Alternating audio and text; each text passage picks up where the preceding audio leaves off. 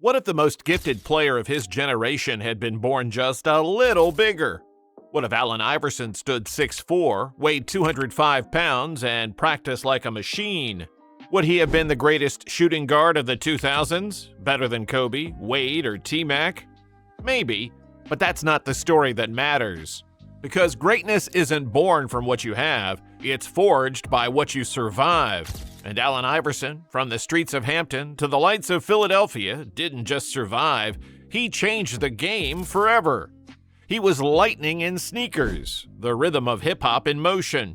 A player who played every possession like the world was trying to take something from him. Because once upon a time, it did. The story of Allen Iverson isn't about the inches he didn't have, it's about the hearts that couldn't be measured. The first time Allen Iverson touched an NBA floor, it wasn't just a debut, it was a detonation. He didn't walk into the league, he kicked the door off its hinges. 23 points per game as a rookie, Rookie of the Year, a crossover that humiliated Michael Jordan and echoed for decades. He didn't just play the game, he performed it. And with every drive, every fall, every glare, he told the world, "I'm here, and I'm not changing for anybody." He was the anti-establishment superstar, the player who refused to wear the mask. Tattoos, chains, cornrows. He was everything the NBA didn't want, and everything the culture needed. He brought the streets to the HardWood, and by doing so, he turned basketball into something more than sport. He turned it into identity. Allen Iverson didn't just play basketball, he redefined what basketball looked like. Before Iverson, the NBA was suits and clean cuts, corporate, polished, predictable. After him, it was cornrows, tattoos, and oversized jerseys. He brought a whole new generation with him. He didn't just cross people, he crossed boundaries. And the players who followed didn't imitate him, they inherited him. You see it in Kyrie Irving's footwork, in Ja Morant's swagger. In every undersized guard who plays like gravity is optional. Even MVPs like Steph Curry credit him for making it okay to dominate the league without fitting the mold. And then there's the number 3. Simple, sacred, immortal. Dwayne Wade, CJ McCollum, Tyrese Maxey. Generations of guards wearing 3, not for superstition, but for respect. Iverson didn't just influence how players dressed or dribbled, he rewired how they thought. He made confidence cool again. He made individuality powerful. Even the NBA itself changed because of him. From the crossover crackdown to the infamous dress code, the league reshaped itself around the energy of one man. But culture always wins. And in the end, Allen Iverson didn't bend to the NBA. The NBA bent to him. Before the fame, before the MVPs, before the step-over, there was almost nothing. Hampton, Virginia, 1993. A hometown hero fresh off back-to-back state titles in football and basketball. Then, one night, a brawl inside a bowling alley. A fight, a video, and a headline that nearly ended his future before it started. 18 years old, convicted, sentenced to 5 years in prison. Dreams gone, future erased. But his mother never quit. She drove to Washington, D.C. to beg Georgetown coach John Thompson to save her son's life. And Thompson did. Iverson was released after 4 months. He walked into Georgetown with something to prove, and everything to lose. In 2 years, he became the fastest, fiercest guard in college basketball. 25 points a game, 2 NCAA tournament runs, and a crossover that would soon become legend.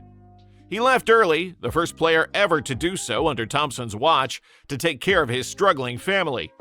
The NBA didn't just draft a player that summer, it drafted a survivor.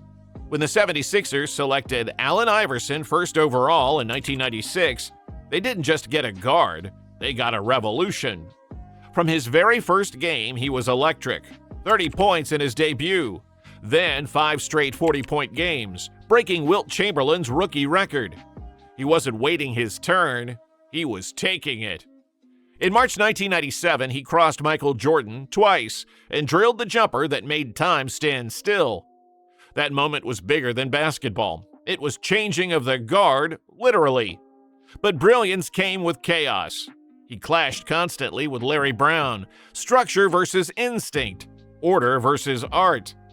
Brown benched him. Iverson barked back. The trade rumors flew. A 10-player deal to send him to Detroit nearly happened, and then collapsed. That collapse changed everything. Iverson humbled himself, committed to growth, and became a leader. By 2000, the numbers spoke for themselves. 28 points per game, first All-Star selection, and a city that finally believed again. He had turned Philadelphia's frustration into faith, and soon, faith into fire. The 2001 season was coming, and it would make him immortal. Some seasons define greatness, others redefine it. For Allen Iverson, 2001 wasn't just a run, it was a revolt. He led the league in scoring with 31.1 points, 4.6 assists, and 2.5 steals per game, while logging a league-high 42 minutes a night. No nights off, no load management, just war. The Sixers finished 56-26, first in the East. Iverson won MVP, All-Star MVP, and led the Sixers to the finals, the first player in NBA history to sweep all three in the same year. The playoffs were a gauntlet of icons: Reggie Miller, Vince Carter, Ray Allen, Kobe Bryant, and Iverson beat them all one by one. Against Indiana, he averaged 31 and 5 steals, silencing the ghosts of their past sweep.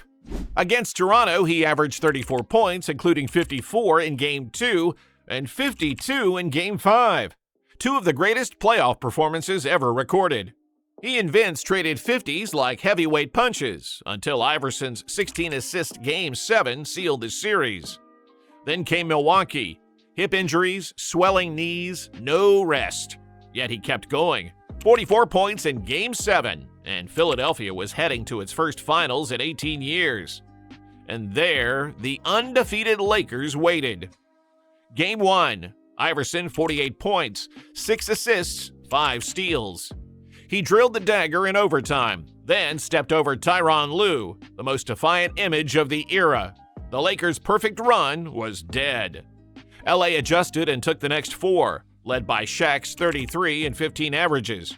Philly lost the war, but Iverson won immortality. That postseason, he averaged 32.9 points, 6.1 assists, 4.1 rebounds, and 2.4 steals.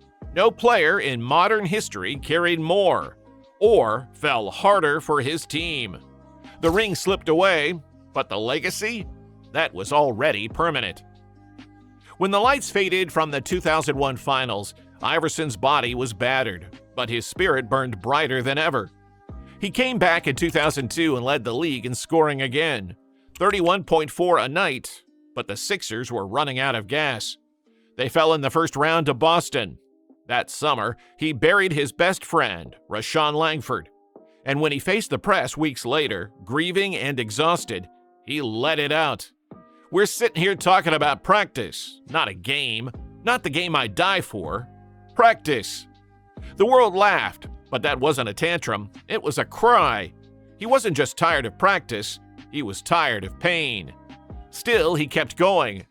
2003, 82 games played, 27.6 points, 5.5 assists, 2.7 steals. The definition of endurance. But the league was changing, and Allen Iverson was becoming a relic of his own rebellion. Larry Brown left for Detroit. The Sixers rebuilt, and for the first time, Iverson looked around and saw no army to lead. He kept dropping numbers, 30.7 and 7.9 in 2005, but the wins didn't follow. In 2006, after a decade of carrying Philadelphia on his back, he asked to be traded. Denver answered.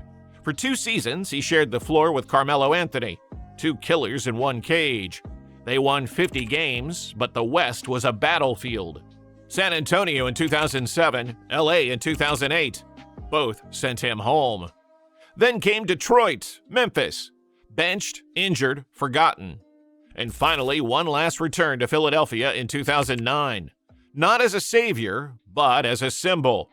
He played 25 games, and when the crowd roared his name, It wasn't for the points, it was for the memories. When his daughter Messiah fell ill, Iverson walked away quietly. No retirement speech, no farewell tour. Just a father leaving to protect what mattered most. For the first time in his life, Allen Iverson stopped running. 2016, Springfield, Massachusetts, the Hall of Fame. When Allen Iverson stepped onto that stage, the building trembled. The rebel, the outcast, the legend. Now immortal. He looked out at the crowd, John Thompson, Larry Brown, legends who once doubted, now applauding. And through tears he spoke. Coach Thompson, you saved my life. Coach Brown, thank you for believing in me. This wasn't defiance, it was gratitude. He thanked his teammates, his fans, the city of Philadelphia, and the new generation that kept his flame alive. Y'all kept me alive in this game. He was right. Dwayne Wade, Kyrie Irving, Ja Morant, Tyrese Maxey all carried the spirit of the answer, all wearing the number 3 like a crown. Iverson didn't have the height of Jordan or the rings of Kobe, but he had something the numbers could never define. Soul. He made basketball human again. He made it emotional, imperfect, and real. Before him, players followed the rules. After him, they followed their hearts. When he finished his speech, the crowd stood as one, not for a perfect man, but for an honest one. I gave you everything I had, he said, every single night. And everyone in that room knew he wasn't lying.